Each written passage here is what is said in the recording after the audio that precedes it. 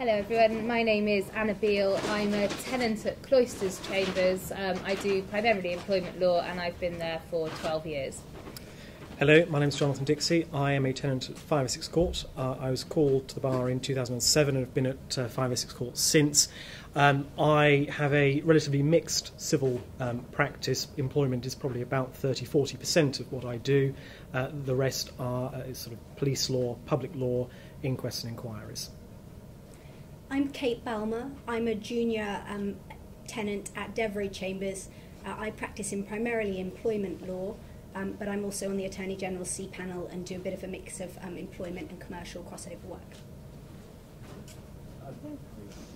And apparently it's me who's going to start. So I think we're all going to give you similar kinds of talks from our own perspective about how we ended up doing employment law, what our practices involve, why we like it, why we think it's a good thing to do.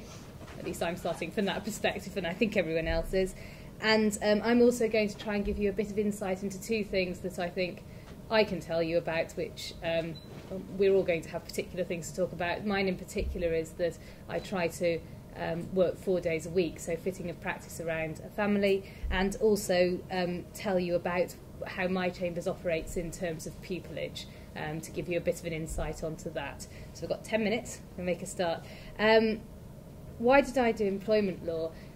Looking back on it, it seems a bit odd because I did study employment law at university and I greatly enjoyed it, but I actually got my worst mark in employment law at university, which wasn't a very good start. It might have had something to do with the fact that the employment law exams were about 3 days after all the other exams and possibly my concentration had waned a bit. But I studied employment law at university and I thought it sounded interesting in terms of the technical aspects. When I came to do my pupillage, which I did at Cloisters Chambers, where I now am, it was a set which covered not only employment law, but when I initially applied, also criminal law, and I was quite interested in doing a mix of the two. In fact, I did my pupillage in two separate places. One, Cloisters, where I mainly did employment law and personal injury and clinical negligence. The other, a set called Thomas More Chambers, where I primarily did criminal law.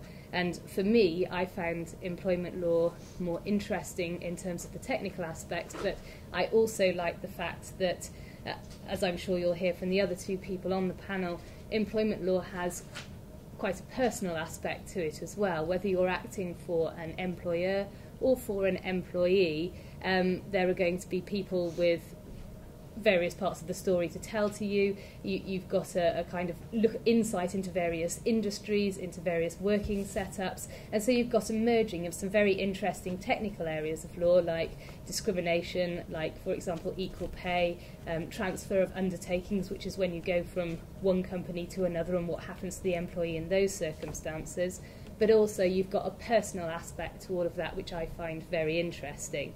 That really for me is the primary purpose of doing employment law, the combination of those two.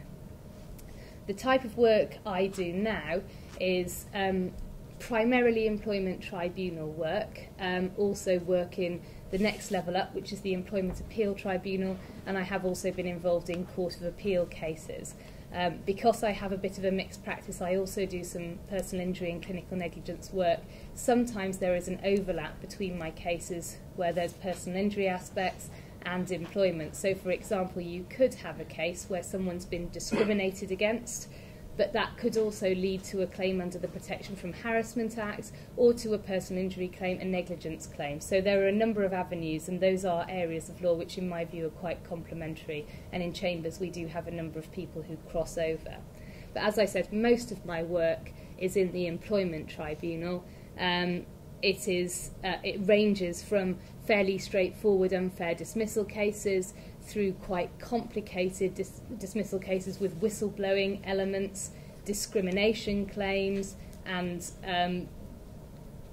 moving on to cases sometimes that have aspects of all of those things in them, very factually complex. I've also done some long equal pay claims, which have hugely complicated facts and very complicated law and can go on for 8 weeks or so. So you're ranging from cases that can last for a day to cases that can last for months. It's quite a varied lifestyle.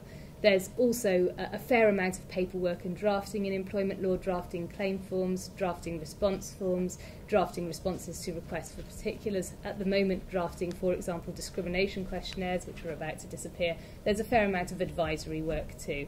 So it's probably an area of law where you have quite a large amount of tribunal and court work compared with some other civil areas of practice. Certainly compared to my PI colleagues, personal injury colleagues, I think I do more tribunal advocacy, more on my feet work. But there is also some paperwork for the quieter times. I think it's probably quite a good balance myself. Other people in chambers, I don't personally do lots of this, but other people in chambers also do high court work, work in relation to restrictive covenants in people's contracts, where it's said that you're not allowed to go out and work for a competitor or take clients from your existing employer, enforcing injunctions against those, and work of that kind as well. So there's a different side to the employment work, a more commercial side, which a number of people pursue in our chambers and in other chambers. I was going to tell you, I said, about two specific things particular to me and particular to my chambers.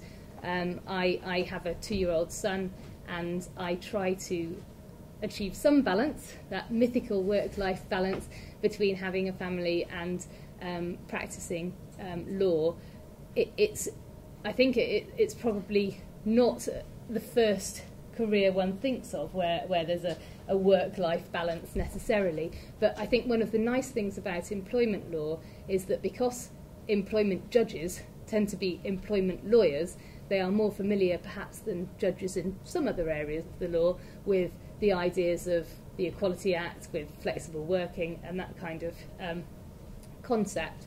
And certainly I have found it possible over the past year to avoid working on Fridays, even when I'm in court, and some tribunals have been willing and prepared to list cases not sitting on a Friday. I know that there are other barristers who have also done that. I'm not aware of that having been as straightforward for people to do in other areas of law, and I do think that is something that is going to develop, I hope, quicker in this kind of area of law where tribunals are more familiar with that setup than in other areas of law. So that's my sort of personal bit in there. In terms of my chambers, the way our pupillage setup works is that we try to give pupils a mix of both employment and personal injury / clinical negligence law, because those are our two main areas. And as I've said, I think there's an element of crossover and useful crossover between the two. So we have a structure whereby each pupil has 3 supervisors over the course of their year, 2 of whom will specialise in employment and 2 of whom will specialise primarily in personal injury or clinical negligence. And they move through the year 3 months with each of those individuals, trying to expose to as much of chambers work as possible. I found that very useful when I was a pupil. I think it is useful, and we were having a quick discussion about this, always to have a second string to your bow, because you'll all be aware of the current uncertainty about the way that particular areas of law are being funded. It's good to have, in my view, a broader base at the start, so that you can, and also so that you can see exactly what you like. I mean, it's difficult to know until you've started out what really interests you, what is really the best area for you, but also good just from a perspective of your own security and stability to have a bit of a broader base when you start out. I think that's really what I wanted to say, and it's probably about the amount of time I should have, so I'm going to pass over to Jonathan. Hello. As I mentioned, I'm a tenant at 5 Essex Court. I do a lot of employment law work, although it's not exclusively so, and as Anna was saying, it's I think quite a good idea, at least certainly in the early stages, to have a range of practice areas that you're able to take work in. Not least because you have transferable skills. I think that's one of the benefits of employment law, that you can take the witness handling skills that you will be using on a very regular basis as an employment lawyer, and use that in other cases as well. I'll come on in a moment. What I propose to do is to sort of give you my 4 or 5 reasons why I do employment law, and I think why someone who is deciding which path to take might also wish to do so as well. On our pupillage structure, I'm a member of our pupillage committee, so I hopefully, if there are any questions, I can answer any on those. But our structure very much is very similar to Cloisters in that we look to have pupils experience the range of cases that we do. So there will be one dedicated employment law seat. So for 4 months you'll be with a barrister who practices predominantly, if not exclusively, in employment law, and then a further seat in a police law area, and then a public law 1-2. It does change sometimes, but employment is very much something that we do encourage. Why employment law? Well, as you've just heard, for me, one of the key things is the human interest in it. It might be slightly surprising as to how involved clients are in these cases. As barristers, we sometimes get given the brief, sometimes very shortly before a hearing starts, and we can occasionally forget that these are real lives, and in employment it really does matter to people. If someone has been dismissed and they believe they've been dismissed unfairly, it matters hugely to them to have their perception of events vindicated, and I find it very fulfilling to be part of that process and assist in helping them. We're sort of parachuted into their lives for a brief period of time. You get all these papers of emails and text messages and letters, and it is I think quite a fascinating area, because you are involved in that in a very real way, and hopefully you can bring some sort of assistance to that. Lawyers generally, when we get involved, it's because things have gone wrong, and they're not going to get any better anytime soon because of lawyers being involved. But at least one hopes that we'll be able to make some sort of positive impact. The second reason that I think employment law is very attractive is because it is so rapidly changing.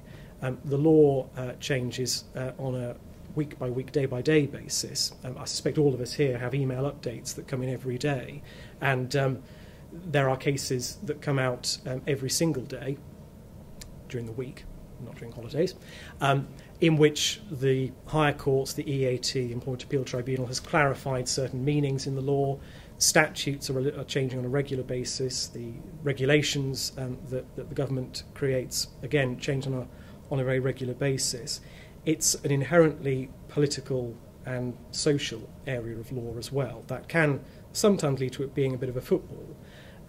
But it really is in employment law that you see sort of political clashes as to the way in which society should be structured. And I think, I suspect we're not intimately involved in those aspects ourselves on a day-to-day basis, but being part of that debate I find very rewarding, and it's an engaging area to be involved in. The third reason that I would encourage anyone who is thinking about doing this to think very strongly about doing employment law is the range of advocacy experience that you can get, in particular the range of advocacy in different tribunals and different fora. From hearings before the Employment Tribunal at first instance, through the EAT to the Court of Appeal and higher, and there are opportunities in all of those courts, all of those tribunals, to be involved. The advocacy includes witness handling, cross-examination, which I suspect most of us on this panel would agree is probably the most fun part of the job. To making detailed submissions on the construction of secondary legislation and the impact of European legislation on those. I mean, it can be the whole range of advocacy styles, and to that extent, one needs to be fairly adaptive in how one deals with it. There's written advocacy, as well as the ability to advise, and there is I think a reasonable balance between in-court, in-tribunal advocacy and advisory work as well in chambers. I should also say there's a range, not just of the type of advocacy that you yourself might bring to a case, but also in reacting to your opponents and to the tribunals. Certainly with opponents, they can range from litigants in person, well-meaning but ill-informed friends and union representatives and others, who require a change of advocacy style. It requires you to adjust the way in which you approach a case accordingly. And similarly with tribunals and judges. One employment judge is very different to another. I think the final reason that employment law is very attractive, I'm just checking I haven't missed any, is because you can start relatively quickly and relatively early. I don't know how many of you here today are involved in FRU or other organisations that allow you as students to, I assume most of you are students, an opportunity to get involved in real life cases. And I think from the pupillage perspective, FRU is one of the things that we very much look for in my chambers. The reason being because it is as close to real life practice as real life practice is. It may not be that you do all the work beforehand that's involved in FRU, but certainly once you're into the tribunal, the way in which you will present a case is virtually indistinguishable from the day job that we do. Hopefully we've built up our experience accordingly, so there is a slight difference, hopefully. But it is an opportunity to get involved in law and advocacy at a very early stage. So, and hopefully from that create a career that will take you to the Supreme Court and beyond. So those are the reasons why I think employment law is very attractive. Reference has already been made to the way in which the fees have been introduced, and I'm sure you'll all be aware of the impact that has had. The early statistics and the anecdotal evidence is that certainly employment cases, fewer have been brought. It remains to be seen how that is going to impact on the bar and indeed people who seek to bring employment claims generally. But I think certainly our experience on this panel so far, certainly mine, is that there is no appreciable drop-off. Employment law is not disappearing, as much as some parts of our political leadership might wish it were. The reality is there are always going to be bad employers who take bad decisions, and employment tribunals will need to remedy those. So those are some of the reasons that I think employment law is something that you may wish to consider. I think I'll probably leave it there. As I said, I'm Kate Balmer. I'm an employment barrister at Devereux Chambers, which is one of the country's leading employment law chambers in Temple in London. I was called to the bar in 2009, and so I am the youngest or sort of most junior person on this panel. And I hope to answer the points that have been covered very briefly, how I got here, what I do, why I do it, and how you can do it, but from the perspective of a junior tenant. How did I get here? Well, the answer to that, I hope, will be reassuring to some of you, that I wasn't born with a great passion for employment law, and discrimination wasn't the first word I ever said. Actually, it was, would you believe, 5 years ago, almost to the day, that I attended this pupillage fair, walked in the door with no idea what I wanted to do, so I'm sure the same as some of you. And actually, I came across the concept of employment law at this fair. Before that, I was sort of attracted to the drama and advocacy of crime, but I didn't think I necessarily wanted to do that area because I didn't think it was well paid, and I was, I suppose, not to dismiss crime, but I was looking for something perhaps a little bit more academically challenging in some ways as well. But I didn't want to be chained to a desk doing heavy commercial law. And having done the law conversion course, I'd never even come across the idea of employment law. And when I stumbled upon it, I realised that that filled the exact niche I was looking for, which is something academically challenging and interesting in civil law, but that has the advocacy and the human interest of crime and those sorts of areas of practice. As a junior employment law, what I actually do day to day is pretty much advocacy, advocacy, advocacy. That's it. I'm in the employment tribunal, fighting multi-day cases, 2 or 3 days a week at least, sometimes all week. The typical cases I will be doing are, let's say, an employee who is dismissed for stealing a sandwich, and their answer will be, well, I didn't steal the sandwich, actually it's because I'm gay or because I'm black or whatever it is. And you will have a dispute of evidence that normally turns on what the witnesses say. It's he said, she said, and it's really interesting factual stuff. You often get quite interesting legal issues as well, because you're arguing about whether a comment that was made does amount to discrimination, or whether somebody had in their mind, to the relevant extent, a discriminatory factor. So from my perspective, the sort of work that I'm doing day to day is really interesting and really enjoyable. In addition to that day-to-day advocacy, junior employment barristers, certainly at my set, get a lot of opportunities to be led and to do work on high-end cases that senior members are doing. For example, in my chambers over the past few years, I've been able to work on or work with people who are involved in the British Airways Christian Cross discrimination case, Abercrombie and Finch discrimination, which you might have seen in the papers, the Supreme Court auto cleanse case about employment status, Baby P, Sharon Shoesmith, all sorts. And those are fascinating cases that are on the front cover of newspapers that you're getting to be involved in. I've also had the opportunity to be led by people outside of chambers. For example, I'm still being led in an ongoing employment status case, which is worth about 350 million. So there's some really interesting work out there. Hence why I'm glad I stumbled across it at the Pupillage Fair. What's so great about employment law? I think the others have touched upon it, but just from my own perspective, I would say, firstly, real cases and real responsibility really early on. You get to run your own cases and you get to do the cross-examination and the submissions, and that is something that not many people get to do. My first case in my second six was a multi-day religious belief discrimination case, and not many people can say that. You get interesting legal and political issues, which I think have been touched upon, but it's an area that's always changing. Every time there's a new government comes in, the law will change and you have to keep on top of it, and it keeps it interesting. You have, certainly in my chambers, because we do mainly respondent work, you have really interesting clients and what I would say are excellent quality clients. So things like major banks, hedge funds, high street chains, fashion labels, perfume companies, really interesting names that people, friends and family will know. And that kind of makes it a little bit exciting if you say I'm working for this magazine or perfume company, sort of glamour factor to it. You get to learn about their businesses, which I love, that you get to know the detail of, for example, what sort of system an IT company sets up online to trade shares, or, for example, things like how well done a burger needs to be in a burger company or something.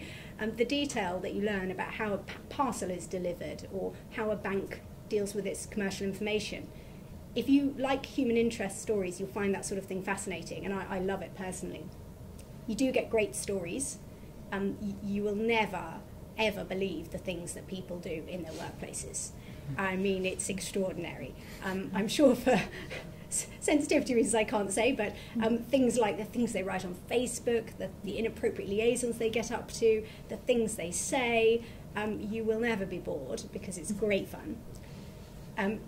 It's a little crass to talk about money, but I will simply say employment does pay quite well compared to other areas at the bar, which I think is something that is worth mentioning because of all the legal aid cuts and because the bar is becoming an increasingly difficult area to sustain a practice in. But I would say employment law is one of those areas where if you do respondent work especially, it's privately paid, and there seems to be, at least up until recently, quite a good amount of work. Lastly, there's opportunities for development, and I think, as has already been touched upon, cross-fertilisation with other areas, because employment feeds into some other things like personal injury and tax and other commercial work. From my own perspective, I've managed to use employment to sort of springboard into, as I mentioned at the outset, doing government work. I got onto the C panel last March, and that's been really interesting because it's enabled me to do judicial review claims and things like, hopefully, national security work, cases for the MOD, the Ministry of Justice. So there's that sort of thing, which I think employment can lead into, which is not necessarily the case in other areas of practice. What skills do you need to do this kind of work? I would say, obviously, advocacy. If you just want to write lots of pleadings, probably don't become a junior employment barrister. You need stamina and hard work, because you have to read a lot of papers and get on top of facts quite quickly. You have to be willing to do 2 or 3 hours cross-examination and to cope with back-to-back cases.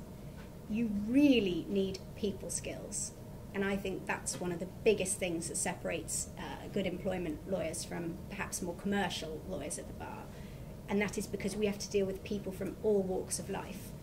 You have to sit for hours entertaining an HR professional whilst your case hasn't been called on at London Central and take them out for lunch. You have to deal with witnesses who might be anything from a plumber to a high-flying CEO of a company, and you have to be quite comfortable not only talking to those people but cross-examining them and reading the witness and reading the judge. And lastly, I would say you do need patience and quite strong ethics. And I say that because something that's been touched on is that in employment you will come across a lot of litigants in person, and also people who are suffering with disabilities and people who are very distressed about the fact they've lost their jobs. And you will have to be somebody who can put points sensitively and be able to hold up those ethical standards, especially when you're doing things like settlement and talking to litigants in person one-on-one. Lastly, how can you get into this area? I would say, firstly, obviously do your research, and you're already 10 steps ahead of me because you were here doing that today at this talk. If you're on the BBC or you haven't yet started it, try and do the employment law module because it will give you a really good grounding. Do FRU, which has been talked about. Apply for minis, obviously, at employment sets, mini pupillages, that is. And also choose your applications carefully.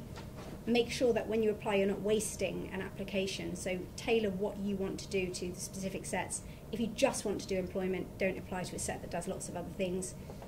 Really do use those places carefully. In terms of pupillage at Devereux, just very quickly to finish, Devereux takes on 2 to 3 pupils a year. This year we took on 3, which actually is one of the highest, I think, for civil sets in London. So that's quite positive for our pupils. We have a sort of process of saying that if all the pupils meet the standard, they will be taken on, so they don't compete with each other. And again, that's a really positive thing because a lot of pupils are sort of conscious that only 2 out of the 3 will be taken on. We will happily take all 3. The process is that we have 2 interviews. One is a slightly more informal interview where we get to know you and we very much focus on those people skills I talked about, particularly for employment work, likability. Are you somebody we can send off to court to talk to HR professionals, that sort of thing. And then the second round is a bit more of an academic interview. In conclusion, I say I hope that anyone who's accidentally stumbled across this room today and was looking for the family law talk or something has been inspired to do employment law. And hopefully, you never know, one of you might be back here in 5 years giving this talk like me, hopefully at Devereux. So.